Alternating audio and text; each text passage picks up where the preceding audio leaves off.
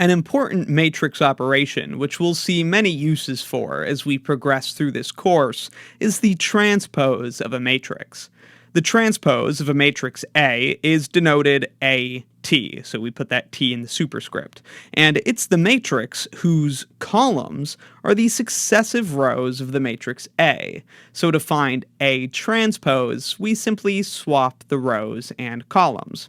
In this video, we'll talk about this definition, go over some examples, and some interesting properties of the transpose. Here's what it looks like with an arbitrary example.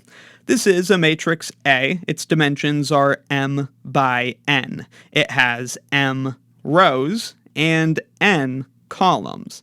To find A transpose, the rows of A will now play the role of the columns of A transpose. So you see this first row of A, A11, A12, all the way up through A1n. It's precisely those entries which make up the first column of A transpose. This first row has become the first column, A11, A12, all the way up through A1n. And of course, this transpose has dimensions n by m, so it's like the reverse of A in terms of the dimensions. You can see how the second row of A is the second column of A transpose. We could also talk about this the other way around. So for example, we notice the first column of A is the first row of A transpose. The second column of A is the second row of A transpose. So we can say that the rows of A become the columns of A transpose. We could also say the columns of A become the rows of A transpose. You could also think of it like this. If A transpose is a matrix B, then the entry in row I and column J of B is the entry in row J and column I of A. Here are 4 examples. You can pause the video and try them yourself, finding the transpose of each matrix before watching on. Let's go over the solutions now. The matrix A has a single column. To find A transpose, that single column becomes the single row. You could also think of it as A having 2 rows, and so each of those rows becomes a column in A transpose. Now, what about B and B transpose? To find B transpose, we take the rows of B and use those to construct the columns of B transpose, which looks like that.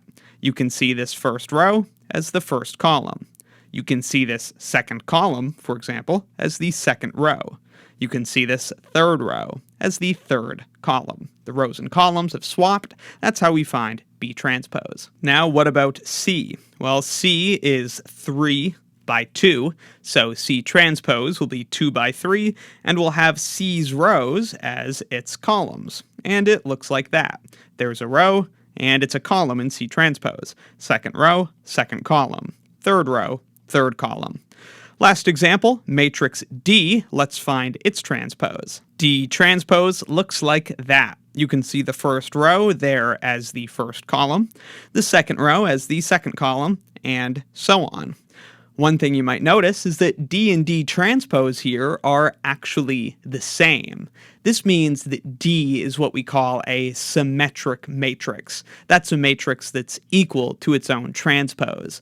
Another way to recognize that is that D is symmetric about its main diagonal. Notice how these 3's are mirrored across the diagonal. These 0's are mirrored. These 0's are mirrored. So D is a symmetric matrix. It's equal to its own transpose. Now, certainly not every matrix is symmetric. For example, the matrix B is not symmetric. It's not equal to its transpose.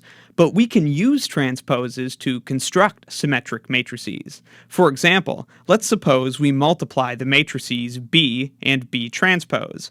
So here's B, and we're multiplying it by its own transpose. It's a pain in the butt to calculate. We would first have 1 plus 4 plus 9, and then 4 plus 10 plus 18, and then 7 plus 16 plus 27, and so on.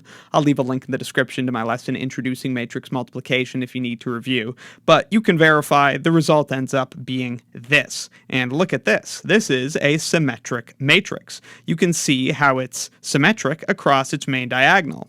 The transpose of this matrix, which is B transpose, the transpose of this matrix would be itself. So if you take a matrix and multiply it by its transpose, you get a symmetric matrix. Pretty interesting. Lastly, let's touch on how to take the transpose of a matrix product. How it works is that you have to take the transpose of the component matrices and reverse the order. So for example, CE transpose is E transpose C transpose. So we've taken the transpose of those two matrices and we've swapped the order.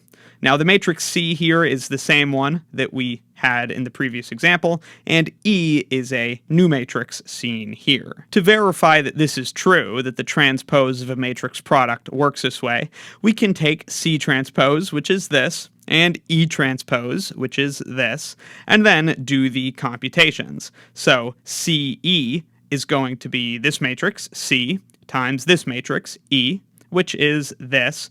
We would have 0 plus 6 seen there, then we would have 0 plus 2 seen there, and so on.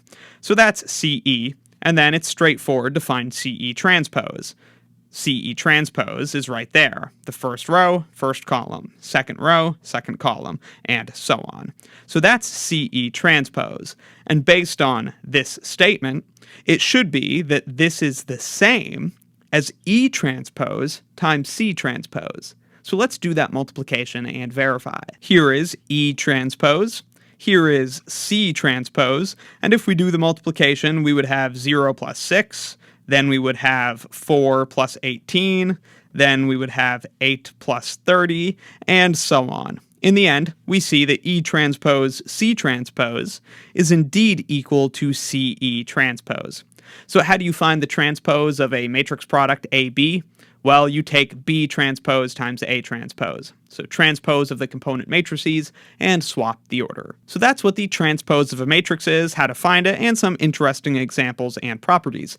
Let me know in the comments if you have any questions, and be sure to check out my linear algebra course and linear algebra exercises playlists in the description for more.